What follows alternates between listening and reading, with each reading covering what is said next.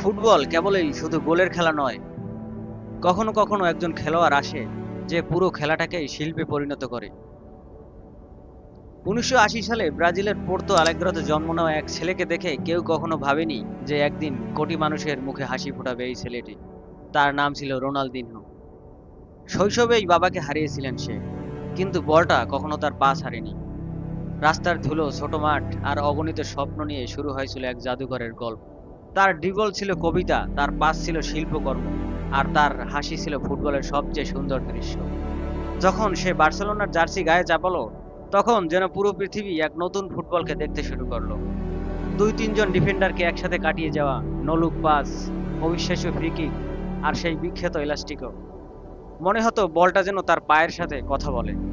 ২০০৫ সালে Santiago Bernabeu স্টেডিয়ামে এক পারফরমেন্স করলেন, যেখানে প্রতিপক্ষ সমর্থকরাও তাকে দাঁড়িয়ে সম্মান জানিয়েছিলেন। এটা শুধু একজন ফুটবলারের জন্য করতালিই ছিল না, এটা ছিল শিল্পের প্রতি শ্রদ্ধা। ২০০২ বিশ্বকাপে তার সেই কিংবদন্তি ফ্রি কিক আজও ফুটবল ইতিহাসের সবচেয়ে স্মরণীয় মুহূর্ত।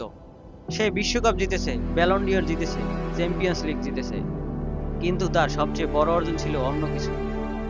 সে মানুষকে ফুটবলের প্রেমে পড়াতে বাধ্য করেছিলেন। আজও যখন কেউ অসাধারণ কোনো স্কিল করে, মানুষ বলে এটা তো রোনালদিনহোর মতন। কারণ কিংবদন্তিরা শুধু ট্রফি জিতে না, তারা একটি প্রজন্মের কল্পনাকে বদলে দেয়। রোনালদিনহো ফুটবল খেলেনি, সে ফুটবলকে নাচিয়েছিল।